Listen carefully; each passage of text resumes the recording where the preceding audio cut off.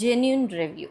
ಒಂದು ವಿಷಯ ನಮ್ಗೆ ಬಿಟ್ಟು ಹೋಗ್ತಾ ಇದೆ ಅಂದಾಗ್ಲೇ ಕೇರ್ ಮಾಡ್ತೀವಲ್ಲ, ಹಾಗೇನೆ ಬೇಡ ಮಾಡಬೇಡ ಎಲ್ಲಿ ಚಾನ್ಸ್ ಸಿಗುತ್ತೋ ಎಸ್ಕೇಪ್ ಆಗಕ್ಕೆ ನೋಡ್ತೀನಿ. ಈಗ ನಾನು ಶ್ಯಾಂಪು ಬಗ್ಗೆ ಹೇಳ್ತೀನಿ. ಹಾಯ್, ಎಲ್ಲರೂ ಹೇಗಿದ್ದೀರಾ? ನಿನ್ನೆ ಶುಕ್ರವಾರ ಫುಲ್ಲು ಬ್ಯುಸಿ ಹೋಯಿತು. ಅಡುಗೆ ಮಾಡಿದಾಗಲಿ, ಆದಿವಿಗೆ ಸ್ಕೂಲ್ ಪ್ಯಾಕ್ ಮಾಡಿದಾಗಲಿ ಏನೂ ನಾನು ರೆಕಾರ್ಡ್ ಮಾಡೋಕ್ಕಾಗಿಲ್ಲ. ಆ್ಯಂಡ್ ಹೊರಗಡೆ ಬ್ಯಾಂಕಲ್ಲಿ ಕೆಲಸ ಇತ್ತು, ಒಂದು ಮೀಟಿಂಗ್ ಇತ್ತು, ಆಮೇಲೆ ಸಾಯಂಕಾಲ ದೇವಸ್ಥಾನಕ್ಕೆ ಹೋದೆ. ಸೊ ಎಲ್ಲೂ ನನಗೆ ತೊಗೊಳಕ್ಕಾಗಲಿಲ್ಲ ವೀಡಿಯೋ. ಸೊ ಇವತ್ತು ತೆಗೆದು ವೀಡಿಯೋ, ಇವತ್ತು ಶನಿವಾರ, ಇವತ್ತು ತೆಗೆದಿರೋ ವೀಡಿಯೋ ಇವತ್ತೇ ಅಪ್ಲೋಡ್ ಮಾಡಿಬಿಡ್ತೀನಿ. ಬಿಕಾಸ್ ಎವ್ರಿ ಡೇ ಒಂದು ಹಾಕಿದ್ರೆ ಅದು ಕನ್ಸಿಸ್ಟೆನ್ಸಿ. ಒಂದಿನ ನಾವು ಮಿಸ್ ಮಾಡಿದ್ವಿ ಅಂದರೆ ಮನಸ್ಸಿಗೆ ಕಳ್ಳ ಅಲ್ವಾ, ಹೇಳ್ತಿರುತ್ತೆ ನಾಳೆನೂ ಮಾಡಬೇಡ ಅಂತ. ಯಾವುದೇ ಒಂದು ವಿಷಯನೂ ಈಸಿ ಅಲ್ಲ. ಆ್ಯಂಡ್ ವೀಡಿಯೋ ಹಾಕೋದು ಕೆಲವೊಬ್ರು ಅಂದ್ಕೊಳ್ತಾರೆ ಏನು ವೀಡಿಯೋ ತೆಗೆದು ಮಾತಾಡ್ಬಿಟ್ಟು ಹಾಕ್ತಿರ್ತಾನೆ ಅಂತಿಲ್ಲ. ಎಲ್ಲನೂ ನಮ್ಮ ನೋಡ್ತಿರೋದು ಎಲ್ಲ ಪ್ರತಿಯೊಂದು ವಿಷಯನೂ ಕಷ್ಟನೇ. ಮನಸ್ಸು ಬೇಡ ಮಾಡಬೇಡ ಎಲ್ಲಿ ಚಾನ್ಸ್ ಸಿಗುತ್ತೋ ಎಸ್ಕೇಪ್ ಆಗಕ್ಕೆ ನೋಡ್ತಿರುತ್ತೆ. ಸೊ ಅದಕ್ಕೋಸ್ಕರ ನಾನು ಎಕ್ಸ್ಕ್ಯೂಸ್ ಕೊಡದೇನೆ ಇವತ್ತು ವೀಡಿಯೋ ಮಾಡ್ತಿದ್ದೀನಿ. ಇವತ್ತು ವೀಡಿಯೋ ಅಂದರೆ ಖಂಡಿತ ತುಂಬ ಜನ ಕೇಳ್ತಿರೋ ವೀಡಿಯೋನೇ ಹೇರ್ ಕೇರ್. ಆಲ್ರೆಡಿ ನಾನು ಒಂದು ವೀಡಿಯೋ ಹಾಕಿದ್ದೀನಿ, ಹೇರ್ ಆಯಿಲ್ ಬಗ್ಗೆ ಹಾಕಿದ್ದೀನಿ. ಸೊ ಕಂಪ್ಲೀಟ್ ಹೇರ್ ಕೇರ್ ಬಗ್ಗೆ ನಾನು ಇವತ್ತು ವೀಡಿಯೋ ಮಾಡ್ತಿದ್ದೀನಿ. ನನ್ನ ಎಕ್ಸ್ಪೀರಿಯನ್ಸ್, ನಾನು ಯೂಸ್ ಮಾಡೋದು ಜೆನ್ಯೂನ್ ರಿವ್ಯೂ. ಹೇರ್ ಕೇರ್ ಬಗ್ಗೆ ನಾನು ಫಸ್ಟು ಮಾತಾಡ್ಬೇಕಾದ್ರೆ ನಾನು ತಿಳ್ಕೊಂಡಿರೋದನ್ನ ಹೇಳ್ಬಿಡ್ತೀನಿ. ಯಾವುದೇ ಒಂದು ವಿಷಯ ಆದ್ರೂ ಸೂಪರ್ಫಿಷಿಯಲ್ ಆಗಿ ಕೇರ್ ಮಾಡೋದು ಸೆಕೆಂಡ್ರಿ. ಫಸ್ಟ್ ಬಂದು ಒಳಗಡೆಯಿಂದ ಯಾವಾಗ್ಲೂ ಕೇರ್ ಮಾಡಬೇಕು. ಅಂದರೆ ನಾವು ತಿನ್ನೋ ಆಹಾರ, ನಮ್ಮ ಒಳಗಡೆ ಏನು ಚೆನ್ನಾಗಿರುತ್ತೆ ಬಾಡಿ, ಆವಾಗಲೇ ತಾನೇ ನಮ್ಮ ಮೇಲ್ಗಡೆ ಇರೋ ಸ್ಕಿನ್ ಆಗಲಿ, ಕೂದಲಾಗಲಿ, ಕಣ್ಣಾಗಲಿ ಎಲ್ಲನೂ ಚೆನ್ನಾಗಿರುತ್ತೆ. ಸೊ ಫಸ್ಟು ಫುಡ್ ಚೆನ್ನಾಗಿರಬೇಕು. ಇದು ಎಲ್ಲರೂ ಹೇಳೋದೆ, ನಾನೇನು ಹೊಸ್ದಾಗಿ ಏನು ಹೇಳ್ತಾ ಇಲ್ಲ, ಬಟ್ ಎಲ್ಲರೂ ಹೇಳೋದೇನೆ ಫುಡ್ ಚೆನ್ನಾಗಿ ತಿನ್ನಿ. ಈ ಸೀಡ್ಸ್ ಇದೆಯಲ್ಲ, pumpkin seeds, flax seeds, sunflower seeds, ಇದನ್ನೆಲ್ಲ, ಆಮೇಲೆ ಎಳ್ಳು, ಇದನ್ನೆಲ್ಲ ಪೌಡ್ರ್ ಮಾಡಿ ಇಟ್ಕೊಂಡಿದ್ದೀನಿ ನಾನು. ಇದು ಆ್ಯಕ್ಚುಲಿ ಬರೀ ಹೇರ್ಗಂತ ಅಲ್ಲ, ನಾನು ಫುಲ್ ಈ ಹಾರ್ಮೋನ್ ಇಂಬ್ಯಾಲೆನ್ಸ್ ಅದನ್ನೆಲ್ಲ ಇದು ಮಾಡೋಕ್ಕೋಸ್ಕರನ ಇಲ್ಲಿ ಪೌಡ್ರ್ ಮಾಡಿದ್ದೀನಿ ಗೈಸ್. ನಾನೊಂದು ಲಾಸ್ಟ್ ವೀಡಿಯೋಲಿ ನೀವು ಕಂಟಿನ್ಯೂಸ್ ಆಗಿ ನನ್ನ ವೀಡಿಯೋ ನೋಡ್ತಿದ್ರೆ ಗೊತ್ತಿರುತ್ತೆ, ನಾನೊಂದು ಬೆಳಗ್ಗೆನೇ ಡ್ರಿಂಕ್ ಕುಡಿತೀನಿ ಅಂತ. ಆ್ಯಕ್ಚುಲಿ ಇದು ಸೀಡ್ಸ್ ಪೌಡರ್. ಇದು ಬಂದು ನೀವು ನೋಡಿದ್ರೇ ಫ್ಲ್ಯಾಕ್ ಸೀಡ್ಸ್ ಎಲ್ಲ ಹಾರ್ಮೋನ್ ಇಂಬ್ಯಾಲೆನ್ಸ್ ತುಂಬ ಒಳ್ಳೆಯದು ಅಂತ ಹೇಳ್ತಾರೆ. ಅಂತ ಕೂದ್ಲಿಗೂ ಒಳ್ಳೆಯದು, ಅದು ಮೇಲ್ಗಡೆ ಹಚ್ಕೊಂಡ್ರೂ ಒಳ್ಳೆಯದು ಫ್ಲ್ಯಾಕ್ ಸೀಡ್ಸ್ ಆ ಜೆಲ್ಲೆಲ್ಲ. ಹಾಗೆ ಆಮೇಲಿಂದ ಇದ್ರದ್ದೆಲ್ಲ ನೀವು ಅದ್ರ ಬಗ್ಗೆ ಗೂಗಲ್ ಮಾಡಿ ನೋಡಿದ್ರೆ ಗೊತ್ತಾಗುತ್ತೆ. ತುಂಬ ಬೆನಿಫಿಟ್ ಇದೆ. ಸೊ ಈ ಪೌಡ್ರನ್ನ ಒಂದು ಸ್ಪೂನ್ ತೊಗೊಳ್ತೀನಿ. ಆಮೇಲಿಂದ ನಟ್ಸ್ ಪೌಡ್ರ್ ಅಂತ ಬೇರೆ ಮಾಡಿ ಇಟ್ಕೊಂಡಿದ್ದೀನಿ. ವಾಲ್ನಟ್, ಈ ಬಾದಾಮಿ, ಆಮೇಲೆ ಡೇಟ್ಸಲ್ಲೂ ಬಂದು ಅಜ್ವಾ ಡೇಟ್ಸ್ ಅಂತಿದೆ. ಅದು ಬಂದು ಅಷ್ಟೊಂದು ವೆಯ್ಟ್ ಗೇನ್ ಆಗಲ್ಲ, ಶುಗರ್ ಇರಲ್ಲ, ಶುಗರ್ ಪೇಷಂಟ್ಸು ತಿನ್ನೋ ಥರ ಒಂದು ಡೇಟ್ಸ್. ಸೊ ಅದನ್ನೆಲ್ಲ ಮಾಡಿ ಒಂದು ಪೌಡ್ರ್ ಮಾಡಿ ಇಟ್ಕೊಂಡಿದ್ದೀನಿ. ಇವತ್ತು ಬೆಳಗ್ಗೆನೇ ಖಾಲಿ ಆಯ್ತದು, ಹೊಸ್ದಾಗಿ ಮಾಡ್ಬೇಕಾದ್ರೆ ನಾನು ವೀಡಿಯೋ ಮಾಡ್ತೀನಿ. ಸೊ ಇದೆರಡನ್ನೂ ಹಾಕ್ಕೊಂಡು ಪ್ರೋಟೀನ್ ಪೌಡ್ರ್ ಕುಡಿತೀನಿ. ಪ್ರೋಟೀನ್ ಪೌಡ್ರು ಎಲ್ಲರಿಗೂ ಎಲ್ಲ ಪ್ರೋಟೀನ್ ಪೌಡ್ರು ಸೆಟ್ ಆಗುತ್ತಾ ಅಂದರೆ ಇಲ್ಲ. ನಾನು ಜಿಮ್ಮಿಗೆ ಹೋಗ್ತೀನಲ್ಲ, ಅದಕ್ಕೋಸ್ಕರ ನಾನು ಪ್ರೋಟೀನ್ ಪೌಡ್ರು ಸ್ಟಾರ್ಟ್ ಮಾಡಿದ್ದೀನಿ. ಮಿಡ್ಯೂಟಿ ಇಂದ fit and lean protein shake. ಇದು ಆ್ಯಕ್ಚುಲಿ ಡಯಟ್ ಮಾಡೋರಿಗೆ, ಹುಡುಗಿರಿಗೆ ಮೇಯ್ನಾಗಿ ಇದು ದಪ್ಪ ಮಾಡಲ್ಲ, ಲೀನಾಗೇ ಇರುತ್ತೆ, ಬಟ್ ಚೆನ್ನಾಗಿರುತ್ತೆ ಆ ಥರ. ನಾನೇನು ಮಾಡ್ತೀನಿ, ಈ ಸೀಡ್ಸ್ ಪೌಡ್ರ್ ಒಂದು, ಮತ್ತು ಒಂದು ಸ್ಪೂನು ನಟ್ಸ್ ಪೌಡ್ರ್ ಒಂದು ಸ್ಪೂನು, ಆಮೇಲಿಂದ ಒಂದು ಬಾಳೆಹಣ್ಣು ಇಲ್ಲಾಂದ್ರೆ ಒಂದು ಆ್ಯಪಲ್ ಹಾಕ್ಬಿಟ್ಟು ಚೆನ್ನಾಗಿ ಇದು ಮಾಡಿಬಿಟ್ಟು ಬೆಳಗ್ಗೆ ಕುಡಿದ್ಬಿಟ್ರೆ, ಜಿಮ್ಗೆ ಹೋಗ್ತಾ ಇರೋದ್ರಿಂದ ಸ್ಟಾರ್ಟ್ ಮಾಡ್ತಿರೋದು. ಇನ್ನು 12 ಗಂಟೆಗೇ ತಿನ್ನೋದು. ಜೊತೆಗೆ ಎರಡು ಮೊಟ್ಟೆ ಖಂಡಿತ ತಿಂತೀನಿ. ಇದೆಲ್ಲ ಹೆವಿ ಕ್ಯಾಲ್ರೀಸ್ ಅಂತ ನಾನು ನೋಡ್ತಾ ಇಲ್ಲ, ಬಟ್ ಎಲ್ಲ ಬೇಕಲ್ಲ ಬಾಡಿಗೆ. ಹಂಗೆ ನಾನು 3 ದಿನದಿಂದ ಜಿಮ್ ಮಾಡ್ತಿದ್ದೀನಿ, ಇದನ್ನೇ ಬ್ರೇಕ್ಫಾಸ್ಟ್ ತೊಗೊಳ್ತಿರೋದು. ಅದ್ರ ಹೆವಿ ಅನಿಸಿಲ್ಲ. And I lost 1 kg 200 grams. Okay, so ಇದಾಯ್ತಾ. ಇದು ನಾನು ಫುಡ್ಡಾಗಿ ನಾನು ತೊಗೊಳ್ತೀನಿ. ಇದು ನಮ್ಮ ಹೇರ್ ಕೇರ್ಗೂ ಕೂಡ ಹೆಲ್ಪ್ ಮಾಡುತ್ತೆ. ನೆಕ್ಸ್ಟ್ ಹೇರ್ ಆಯಿಲ್ ಬಗ್ಗೆ ನಾನು ಆಲ್ರೆಡಿ ಹೇಳಿದ್ದೀನಲ್ಲ, ಆಗಲೇ ಹೇಳಿದ್ದೀನಿ. ತುಂಬ ಜನ ಯೂಸ್ ಮಾಡಿಬಿಟ್ಟು ಅಕ್ಕ ಚೆನ್ನಾಗಿದೆ ಅಂತಲೂ ಹೇಳಿದ್ದಾರೆ. ನೀಲಿ ಭೃಂಗಾದಿ ತೈಲಂ, ಇದರದ್ದು ಲಿಂಕು ನಾನು ಲಾಸ್ಟ್ ವೀಡಿಯೋಲ್ಲೇ ನಾನು ಹಾಕಿದ್ದೀನಿ. ಈಗಲೂ ನಾನು ಹಾಕ್ತೀನಿ. ಇದು ನಾನು ಹಚ್ಕೊಳ್ತಿದ್ದೀನಿ ಈಗ. ನನಗೆ ಪರವಾಗಿಲ್ಲ, ನನಗೆ ಕೂದಲು ಒಂಥರ ಸಾಫ್ಟಾಗಿ ಚೆನ್ನಾಗಿದೆ. ಆ್ಯಂಡ್ ಉದುರ್ತಾನೆ ಇರುತ್ತೆ, ಅದೇನೂ ಮಾಡೋಕ್ಕಾಗಲ್ಲ. ಬಟ್ ನನಗೆ ಒಳ್ಳೆ ಫೀಲ್ ಇದೆ. ಆ್ಯಂಡ್ ನಾನು ಈಗ ಯೂಸ್ ಮಾಡ್ತಾಯಿಲ್ಲ ಈ ಆಯಿಲ್ನ. ನಾನು ಚಿಕ್ಕದ್ರಿಂದನೂ ನಮ್ಮಪ್ಪ ಹೇಳಿ, ನಮ್ಮಪ್ಪ ತಂದುಕೊಟ್ಟು ನಾನು ಯೂಸ್ ಮಾಡ್ತಿರೋ ಆಯಿಲ್ ಇದು. ಅದಾದಮೇಲೆ ತುಂಬ ಏನಾದರೂ ಒಂದು ಹೀಟಾಗಿದೆ ಆ ಥರ ಎಲ್ಲ ಆದರೆ ಎಲ್ಲಪ್ಪ ಇದು ಹರಳೆಣ್ಣೆ ಯೂಸ್ ಮಾಡ್ತೀನಿ. ನಮ್ಮ ಮನೇಲಾದರೆ ಫ್ರೆಶ್ ಆಗಿರೋ ಹರಳೆಣ್ಣೆ ಸಿಗುತ್ತೆ, ನಮ್ಮಮ್ಮ ತಂದು ಕೊಡ್ತಾರೆ. ಊರು ಸೈಡಲ್ಲಿ ಎಲ್ಲ ಮಾಡ್ತಾರಲ್ಲ, ಮನೇಲೇ ಕಾಯಿಸ್ತಾರಲ್ಲ, ಹರಳೆಣ್ಣೆ ಕೊಡ್ತಾರೆ. ಬಟ್ ಇಲ್ಲ, ಸೊ ನಾನು ಈ ಆಯಿಲ್ನ ಯೂಸ್ ಮಾಡ್ತೀನಿ. ಆದಿಗೂ ಅಷ್ಟೇ, ಒಕ್ಕಳಕ್ಕೆ ಮಲ್ಕೊಬೇಕಾದ್ರೆ ಒಕ್ಕಳಕ್ಕೆ ಹಾಕೋದು, ಇಲ್ಲೊಂಚೂರು ಹಾಕೋದು, ಯಾಕಂದರೆ ಚೆನ್ನೈ ಸಿಕ್ಕಾಬಟ್ಟೆ ಹೀಟಲ್ಲ. ಸೊ ಇದು ಆವಾಗವಾಗ ಯೂಸ್ ಮಾಡ್ತೀನಿ. ಇದು ಯೂಸ್ ಮಾಡೋದು ತುಂಬ ತುಂಬ ಒಳ್ಳೇದಲ್ವಾ. ಆದರೆ ಇದನ್ನ ಹಚ್ಬಿಟ್ರೆ ಏನದು ಅಂಟಂಗೆ ಆಗ್ಬಿಡುತ್ತೆ, ಆಮೇಲಿಂದ ಜಾಸ್ತಿ ನನಗೆ ಡ್ಯಾಂಡ್ರಫ್ ಆಗುತ್ತೆ ಅಂತ once in a while use ಮಾಡ್ತೀನಿ. ಆದರೆ ನನ್ನ ಫೇವ್ರೆಟ್ ಅದು. ಆಮೇಲಿಂದ ಇದಾಯ್ತಾ, ಖಂಡಿತ ನಾನು ಇದನ್ನು ಹೆನ್ನ ಪ್ಯಾಕ್ ಹಾಕ್ಕೊಳ್ತೀನಿ. ಹೆನ್ನ ಪ್ಯಾಕ್ ನಾನು ಒಂದು 8th ಸ್ಟ್ಯಾಂಡರ್ಡ್ ಓದ್ತಿದ್ದಾಗ್ಲಿಂದನೂ ಹಾಕ್ಕೊಳ್ತೀನಿ. ಆಗ ತುಂಬ ಲಾಂಗ್ ಹೇರ್ ಇತ್ತು ನನಗೆ, ಸ್ಕೂಲೆಲ್ಲ ಹೋಗ್ಬೇಕಾದ್ರೆ. ನಮ್ಮಮ್ಮ ಹಾಕ್ಕೊಳ್ತಿದ್ರು, ಅಮ್ಮನ ಜೊತೆನೇ ನಾನು ಹಾಕ್ಕೊಳ್ತಿದ್ದೆ. ಹಾಕ್ಕೊಳ್ಳೋದ್ರಿಂದ ನನಗೆ ರೆಡ್ ಹೇರ್ ಆ ಥರದ್ದೆಲ್ಲ ಏನೂ ಆಗಿಲ್ಲ, ಕೂದಲು ಕೆಂಪೆಲ್ಲ ಏನು ಬಂದಿಲ್ಲ. ಬಟ್ ಶೈನಿಂಗ್ ಚೆನ್ನಾಗಿ ಬರ್ತಿತ್ತು. ಬಿಸಿಲಿಗೆ ಹೋದರೆ ಒಂಥರ ಬರ್ಗಂಡಿ ಕಲರ್ ಕಾಣಿಸ್ತಿತ್ತು. ಹೆನ್ನ ಪ್ಯಾಕ್ ಹಾಕ್ಕೊಳ್ತೀನಿ. ಹೆನ್ನ ಪ್ಯಾಕ್ದು ಒಂದು ವೀಡಿಯೋ ಮಾಡಿದ್ದೀನಿ, ಅದಿದ್ದರೆ ಅಟ್ಯಾಚ್ ಮಾಡ್ತೀನಿ. ಇಲ್ಲಾಂದರೆ ನಾನು ಏನೇನು ಹಾಕ್ಕೊಳ್ತೀನಿ ಅಂತಲೂ ನಾನು ಎಕ್ಸ್ಪ್ಲೇನ್ ಮಾಡ್ತೀನಿ. ಈಗ ನಾನು ಶ್ಯಾಂಪು ಬಗ್ಗೆ ಹೇಳ್ತೀನಿ. ಈ ಶ್ಯಾಂಪೂನ ಈಗ ಒಂದು 2-3 ಮಂತ್ಸಿಂದ ಯೂಸ್ ಮಾಡ್ತಿದ್ದೀನಿ. ಸೊ ಇದನ್ನ ಬಿಟ್ಬಿಡೋಣ. ಫಸ್ಟ್ ಯಾವಾಗ ನನಗೆ ಹೇರ್ ಪ್ರಾಬ್ಲಮ್ ಸ್ಟಾರ್ಟ್ ಆಯಿತು, ಆವಾಗಲಿಂದ ಡೆನ್ಸಿಟಾನೇ ಯೂಸ್ ಮಾಡೋಕ್ಕೆ ಶುರು ಮಾಡಿದ್ದು.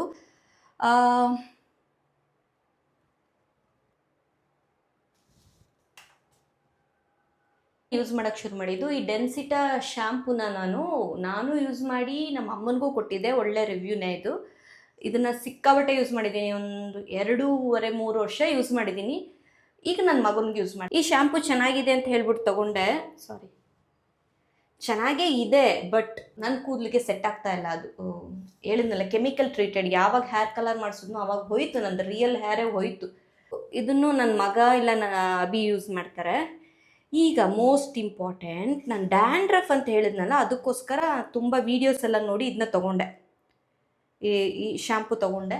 ಆ್ಯಕ್ಚುಲಿ ಈ ಶ್ಯಾಂಪು ಡ್ಯಾಂಡ್ರಫ್ಗೆ ವರ್ಕ್ ಆಯಿತು ನನಗೆ. ಬಟ್ ಹೇರ್ ಬಂದು ರಫ್ ಆಗೋಯ್ತು. ನಾನು ಹೇಳಿದ್ನಲ್ಲ, ಎಲ್ಲರಿಗೂ ಒಂದೇ ಥರ ವರ್ಕ್ ಆಗಲ್ಲ ಎಲ್ಲ ಪ್ರಾಡಕ್ಟ್ ಗೈಸ್. ಸೊ ತುಂಬ ಇದಾಗೋಯ್ತು. ನಾನು ಇದು ಯೂಸ್ ಮಾಡ್ತಾಯಿಲ್ಲ, ಯಾಕಂದರೆ ಕೂದಲು ರಫ್ ಆಗುತ್ತಲ್ಲ ಅದಕ್ಕೆ. ಬಟ್ ಚೆನ್ನಾಗಿದೆ. ಇದನ್ನು ನಮ್ಮ ಅತ್ತಿಗೆ ಎಲ್ಲ ಬಂದರೆ ಯೂಸ್ ಮಾಡ್ತಾರೆ. ಇದಂತೂ ನನಗೆ ಫೇವ್ರೆಟ್ ಶ್ಯಾಂಪು. ಇದನ್ನು ನನ್ನ ತಂಗಿಗೆ ಎಲ್ರಿಗೂ ಹೇಳಿದ್ದೀನಿ ನಾನು. ಆ್ಯಂಡ್ ಯೂಶ್ವಲಿ ಎಲ್ರಿಗೂ ಗೊತ್ತಿರುತ್ತೆ, ಡಾಕ್ಟ್ರು ಯಾವಾಗಲೂ ಕೊಡ್ತಾರೆ ಇದನ್ನು. ಇದು ನನಗೆ ಯೂಸ್ ಮಾಡಿ ಇದೇ ವರ್ಕ್ ಆಗೋದೇ ನಿಲ್ಲಿಸ್ಬಿಡ್ತು ನನಗೆ. ಸೊ ಡಾಕ್ಟ್ರು ಹೊಸ್ದಾಗಿ ಏನು ಕೊಟ್ಟಿದ್ದಾರೆ ಅಂದರೆ ಅದೇನೇ ಇದು ಲೋಷನ್, ಲೀವ್ ಆನ್ ಲೋಷನ್. ಇದು ನೈಟ್ ಹಚ್ಬಿಟ್ಟು, ಡ್ರಾಪರ್ ಥರ ಇದೆ, ನೈಟ್ ಹಚ್ಬಿಟ್ಟು ಚೆನ್ನಾಗಿ ಮಸಾಜ್ ಮಾಡಿಬಿಟ್ಟು ಮಲ್ಕೊಬಿಟ್ಟು ಬೆಳಗ್ಗೆ ಎದ್ದು ಈ ಶ್ಯಾಂಪೂಲಿ ಸ್ನಾನ ಮಾಡೋದು. ಸೊ ಇದನ್ನು ವೀಕ್ಲಿ ಒನ್ಸ್ ಮಾಡೋಕ್ಕೆ ಹೇಳಿದ್ದಾರೆ. ಒಳ್ಳೆ ರಿಸಲ್ಟ್ ಇದೆ. ಆ್ಯಂಡ್ ಈ ಡ್ಯಾಂಡ್ರಫ್ ನನ್ನ ಬಿಡ್ತಾನೆ ಇಲ್ಲ. ನನಗೆ ಮಾತ್ರ ಅಲ್ಲ, ಎಲ್ರಿಗೂ ಇದೆ ಅನಿಸುತ್ತೆ. ಅದು ಎಷ್ಟೇ ಕ್ಲೀನಾಗಿ ಹೈಜಿನಿಕ್ ಆಗಿದ್ರೂ ಕೂಡ ಅದು ಹಾರ್ಮೋನ್ ಇಂಬ್ಯಾಲೆನ್ಸಿಂದ, ಫುಡ್ ಅದರಿಂದ ಎಲ್ಲ ಬರುತ್ತಂತೆ ಡ್ಯಾಂಡ್ರಫ್.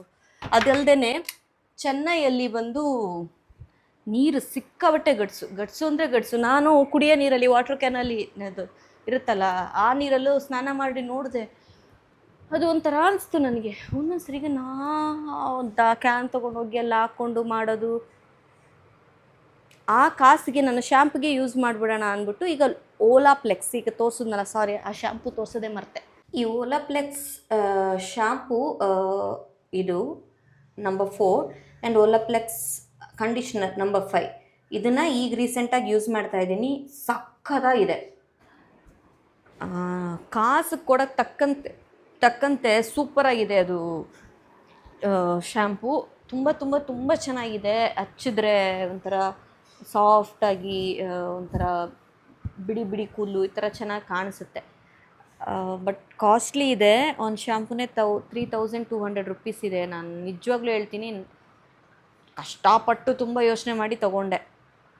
ಬಟ್ ಶ್ಯಾಂಪು ಬಂದು ಜಾಸ್ತಿ ಖಾಲಿ ಆಗ್ತಾಯಿಲ್ಲ, ಕಂಡೀಷ್ನರ್ ಸಿಕ್ಕಾಬಟ್ಟೆ ಬೇಗ ಖಾಲಿ ಆಗ್ತಾಯಿದೆ. ಶ್ಯಾಂಪು ಇನ್ನೂ ಒಂದು 3 ತಿಂಗಳು ಬರುತ್ತೆ ಅಂತ ಅಂದ್ಕೊಳ್ತೀನಿ. ಕಂಡೀಷ್ನರ್ ತೊಗೋಬೇಕು, ಒಂದೇ ತಿಂಗಳು ಬಂದಿದ್ದು. ಸೊ ಇನ್ನೇನು ಶ್ಯಾಂಪು ಅಷ್ಟೇ. ಆ್ಯಂಡ್ ಸೀರಮ್ ಇದನ್ನೇ ಯೂಸ್ ಮಾಡ್ತಾಯಿದ್ದೀನಿ. ಸ್ನಾನ ಮಾಡ್ತಿದ್ದಂಗೆ ಕೂದಲು ಒದ್ದೆ ಇದ್ದಾಗಲೇ ಒಂದೆರಡು ಡ್ರಾಪ್ಸ್ ತೊಗೊಂಡು ಚೆನ್ನಾಗಿ ಫುಲ್ 2-3 ಡ್ರಾಪ್ಸ್ ಹಾಕು. ಜಾಸ್ತಿ ಹಾಕ್ಬಿಟ್ರೆ ಎಣ್ಣೆ ಹಚ್ಚಿದಂಗೆ ಒಂಥರ ಆಗ್ಬಿಡುತ್ತೆ, ಆಯ್ಲಿ ಥರ. ತೊಗೊಂಡು ಹಚ್ಬಿಟ್ಟು ಫುಲ್ಲು ಹೇರ್ ಕೋಮ್ ಮಾಡ್ಕೊಳ್ಳಿ. ಚೆನ್ನಾಗಿದೆ. ಆ್ಯಂಡ್ ಹೀಟ್ ಟೂಲ್ಸ್ ಯೂಸ್ ಮಾಡೋದಾದರೆ ಹೆಂಗೆ ವರ್ಕ್ ಆಗೋದು ಗೊತ್ತಿಲ್ಲ. ನಾನು ಹೀಟ್ ಟೂಲ್ಸ್ ಯೂಸೇ ಮಾಡಲ್ಲ. ಹೇರ್ ಡ್ರೈಯರ್ ಆಗಲಿ ಇದರಲ್ಲಿ ಯಾವುದೂ ಯೂಸ್ ಮಾಡಲ್ಲ. ಈ ಥರ ಸ್ನಾನ ಮಾಡಿದಾಗ ಒಂಥರ ಇರುತ್ತೆ, ಅದನ್ನು ಹೆಂಗೆ ಕಟ್ಟಿಟ್ಬಿಡ್ತೀನಿ, ಇಲ್ಲಾಂದರೆ ಹಂಗೆ ಬಿಟ್ಬಿಡ್ತೀನಿ.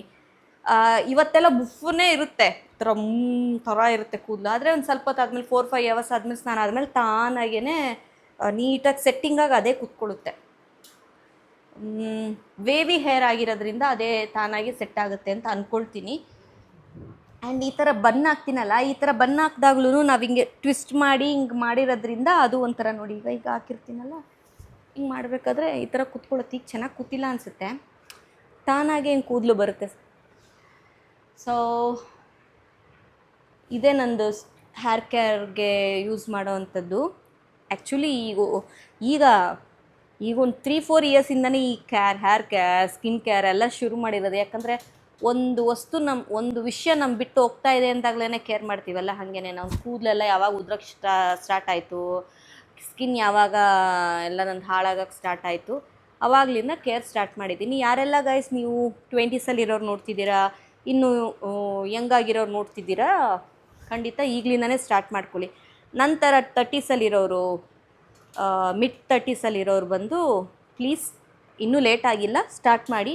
ನಿಮ್ಗೇನು ವರ್ಕ್ ಆಗುತ್ತೆ ಕರೆಕ್ಟಾಗಿ ನೋಡಿ, ಡಾಕ್ಟ್ರು ಕೇಳಿ ಕ್ಲೀನಾಗಿ ರೊಟೀನ್ ಸ್ಟಾರ್ಟ್ ಮಾಡಿ. ಯಾಕಂದರೆ ಆಫ್ಟರ್ 40 ನಮಗೆ ಮೆನೋಪಾಸ್ ಬರಬೇಕಾದ್ರೆ ಎಲ್ಲ ಉದುರೋಯ್ತದೆ, ಎಲ್ಲ ನಮ್ಮ ಬಿಟ್ಟೊಟ್ಟೋಗ್ತದೆ. ಆವಾಗ ಫೀಲ್ ಮಾಡಿದ್ರೆ ಏನೂ ಮಾಡೋಕ್ಕಾಗಲ್ಲ. ಹೆನ್ನ ಮಿಕ್ಸ್ ಹೆಂಗೆ ಮಾಡೋದು, ಹೆನ್ನ ಹೆಂಗೆ ಹಾಕ್ಕೊಳ್ಳೋದು ಅಂತ ಹೇಳ್ತೀನಿ. ನಾನು ಫಾಲೋ ಮಾಡೋದು. ಹೆನ್ನ ಪೌಡ್ರು ಒಂದು 4 ಸ್ಪೂನ್ ತೊಗೊಂಡ್ರೆ ಒಂದು ಸ್ಪೂನ್ ಆಮ್ಲ ಪೌಡರ್ ತೊಗೋಬೇಕು. ನಾನು ಯೂಶ್ವಲಿ ಶೆಹನಾಜ್ ಎಣ್ಣೆ ಯೂಸ್ ಮಾಡ್ತೀನಿ, ಇಲ್ಲಾಂದರೆ ನೂಪುರ್. ಆಮೇಲಿಂದ ಮೊಸರು, ಟೀ ಡಿಕಾಕ್ಷನ್, ಬೀಟ್ರೋಟ್ ರಸ ಬರುತ್ತಲ್ಲ ಅದು ತೊಗೊಂಡು ಚೆನ್ನಾಗಿ ಮಿಕ್ಸ್ ಮಾಡಿ ರಾತ್ರಿನೇ ಕಲಸಿಟ್ಕೊಂಡ್ಬಿಡ್ತೀನಿ. ಅದು ಕಬ್ಬಿಣದ ಪಾತ್ರೆ ಆದರೆ ಇನ್ನೂ ಬೆಟರ್, ಅದು ಇನ್ನೂ ಚೆನ್ನಾಗಿ ಒಂಥರ ಬ್ಲ್ಯಾಕ್ ಕಲರ್ ಇದಾಗುತ್ತೆ. ಆಮೇಲೆ ಬೆಳಗ್ಗೆ ನಾವು ಯಾವಾಗ ಹಚ್ಕೊಳ್ತೀವಿ ಅದಕ್ಕಿಂತ ಮುಂಚೆ ಒಂದು ಸ್ಪೂನ್ ಆಯಿಲ್, ಆಮೇಲಿಂದ ಒಂಚೂರು ನಿಂಬೆಹಣ್ಣು ಹಾಕ್ಬಿಟ್ಟು ಚೆನ್ನಾಗಿ ಕಲಿಸ್ಬಿಟ್ಟು ಫುಲ್ ರೂಟಿಂದ ಹೇರ್ವರೆಗೂ ಹಾಕಿ.